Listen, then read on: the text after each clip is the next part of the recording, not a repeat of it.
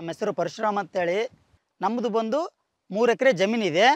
ಅದರಲ್ಲಿ ಇವಾಗ ಪ್ರೆಸೆಂಟ್ ಬಂದು ಅರ್ಧ ಎಕರೆ ಬೆಂಡಿ, 1 ಎಕರೆ ಕಾಲಿಫ್ಲವರ್ ಮಾಡ್ತಾ ಇದ್ದೀನಿ ಸರ್. ಈಗ ನಾವು ಸುಮಾರು ಬಂದು ಈಗ 10 ವರ್ಷ ಆಯಿತು ನಾವು ಬೋರ್ ಹಾಕಿ. ಭೂಮಿ ಫುಲ್ ಹಾರ್ಡ್ನೆಸ್ ಆಗಿರೋದಕ್ಕೋಸ್ಕರ ಇಳುವರಿ ಏನು ಬರಲಿಲ್ಲ. ಭೂಮಿ ಕೆಡುತ್ತೆ ಎಂಬ ಉದ್ದೇಶಕ್ಕೆ ಕಾರಣ ನಾವು ಸುಮಾರು ಏನಿಲ್ಲ ಅಂದರೆ ಒಂದು 6 ವರ್ಷ ಭೂಮಿ ಖಾಲಿ ಬಿಟ್ಟಿದ್ವಿ. ರಾಯಚೂರಲ್ಲಿ ಕೃಷಿ ಸಮ್ಮೇಳನದಲ್ಲಿ ನಾವು ಈ ಜೀವ ಡಿವೈಸ್ ಬಗ್ಗೆ ತಿಳ್ಕೊಂಡ್ವಿ. ಬೋರ್ವೆಲ್ ಹಾರ್ಡ್ ವಾಟರ್ಗೆ ನಮ್ಮದು ಭೂಮಿ ತೇವಾಂಶ ಹಿಡಿದಿರ್ತಾ ಇರಲಿಲ್ಲ. 2 ದಿನಕ್ಕೆ ಭೂಮಿ ಹಾರ್ತಾ ಇತ್ತು. ಈ ಜೀವ ಇನ್ಸ್ಟಾಲೇಷನ್ ಮಾಡಿದಾಗಲ್ದ ಭೂಮಿ ತೇವಾಂಶ ಒಂದು ವಾರ ಆದರೂ ಕೂಡ ತೇವಾಂಶ ಹಾರ್ಕೊಡ್ತಾ ಇಲ್ಲ ನಮಗೆ. ಮೇನ್ ಅದು ಇಂಪಾರ್ಟೆಂಟು. ರೂಟಲ್ಲಿ ಭಾಳ ಡಿಫ್ರೆನ್ಸ್ ಗೊತ್ತಾಗ್ತಾ ಇದೆ. ರೂಟ್ ಭಾಳ ಚೆನ್ನಾಗಿ ಇಳ್ತಾ ಇದೆ. ಒಂದು ಕ್ರಾಪ್ ಹಿಲ್ಡಿಂಗ್ ಕೂಡ ಚೆನ್ನಾಗಿ ಆಗ್ತಾ ಇದೆ ನಮಗೆ ಕೆನಾಲ್ ವಾಟ್ರಲ್ಲಿ ಕೂಡ ತೇವಾಂಶ ಅಷ್ಟು ಬೇಗ ಹಿಡಿಯಲ್ಲ. ಈ ಜೀವ ವಾಟ್ರಲ್ಲಿ ಮಾತ್ರ ಅಷ್ಟು ಚೆನ್ನಾಗಿ ತೇವಾಂಶ ಹಿಡಿತಾ ಇದೆ. ಹತ್ತಿ ಬೆಳೆ ಮಾಡಿದೆ. ಹತ್ತಿ ಬೆಳೆ ಭಾಳ ಚೆನ್ನಾಗಿ ಬರ್ತಾಯಿತ್ತು. ಓಕೆ, ಇದೇನೋ ಚೆನ್ನಾಗಿದೆ ಅಲ್ಲ ಅಂತೇಳಿ ನಾವು ಕಂಟಿನ್ಯೂಸ್ ಕ್ರಾಪ್ ಮಾಡ್ತಾ ಬಂದ್ವಿ. 3 ವರ್ಷ ಆಯಿತು ಸರ್ ಕಂಟಿನ್ಯೂಸ್ ಕ್ರಾಪ್ ಮಾಡ್ತಾ ಇದ್ವಿ. ಬೇಸಿಗೆ ಕಾಲದಲ್ಲಿ ಭಾಳ ಚೆನ್ನಾಗಿ ಬರ್ತಾಯಿದೆ. ನಾವು ಇವಾಗ 1 ಎಕರೆಯಲ್ಲಿ ಚಿಕ್ಕಡಿ ಮಾಡಿದ್ದೀವಿ. ಚಿಕ್ಕಡಿ ಇದಕ್ಕೂ ಮೊದಲೇ ನಾವು ಏನು ಮಾಡಿದ್ವಿ ಅಂದರೆ ಇದು ಬೇರೆ ಆಳವಾಗಿ ಇಳಿತಾ ಇರಲಿಲ್ಲ ಮೇನು. ಇವಾಗ 30 ಡೇಸ್ ಆಯಿತು ಸರ್ ಈ ಚಿಕ್ಕಡಿ. ಇವಾಗ ಕಟಿಂಗ್ ಸ್ಟಾರ್ಟ್ ಆಗ್ತಾ ಇದೆ ಇನ್ನೊಂದು ವೀಕಲ್ಲಿ. ಓಕೆನಾ, ಬೇರು ಆಳವಾಗಿ ಬರ್ತಾ ಇದೆ. ಆರಾಮಾಗಿ ಇನ್ನೊಂದು ಕ್ರಾಪು ಏನಿಲ್ಲ ಅಂದರೂ ಕೂಡ ಈ ಕ್ರಾಪಲ್ಲಿ 3 ಲಕ್ಷ ರೂಪಾಯಿ ಆದಾಯ ಬರ್ತಾ ಇದೆ ಸರ್ ನಮಗೆ ಬೇಸಿಗೆ ಕ್ರಾಪಲ್ಲಿ ತರಕಾರಿಯಿಂದ.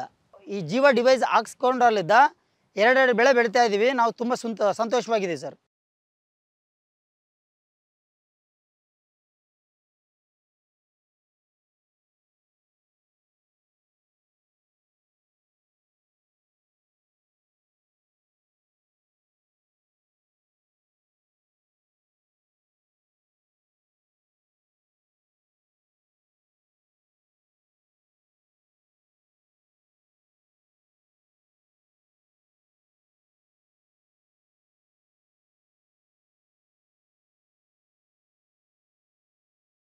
ನಮ್ಮ ಹೆಸರು ಪರಶುರಾಮ್ ಅಂತೇಳಿ.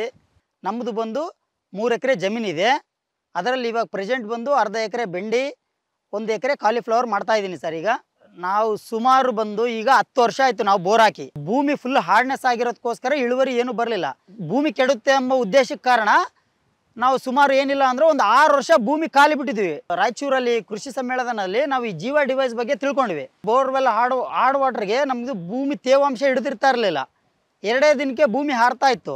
ಈ ಜೀವ ಇನ್ಸ್ಟಾಲೇಷನ್ ಮಾಡಿದಾಗಲ್ದ ಭೂಮಿ ತೇವಾಂಶ ಒಂದು ವಾರ ಆದರೂ ಕೂಡ ತೇವಾಂಶ ಹಾರ್ಕೊಡ್ತಾ ಇಲ್ಲ ನಮಗೆ. ಮೇನ್ ಅದು ಇಂಪಾರ್ಟೆಂಟು. ರೂಟಲ್ಲಿ ಭಾಳ ಡಿಫ್ರೆನ್ಸ್ ಗೊತ್ತಾಗ್ತಾ ಇದೆ. ರೂಟ್ ಭಾಳ ಚೆನ್ನಾಗಿ ಇಳ್ತಾ ಇದೆ. ಒಂದು ಕ್ರಾಪ್ ಹಿಲ್ಡಿಂಗ್ ಕೂಡ ಚೆನ್ನಾಗಿ ಆಗ್ತಾ ಇದೆ ನಮಗೆ ಕೆನಾಲ್ ವಾಟ್ರಲ್ಲಿ ಕೂಡ ತೇವಾಂಶ ಅಷ್ಟು ಬೇಗ ಹಿಡಿಯಲ್ಲ.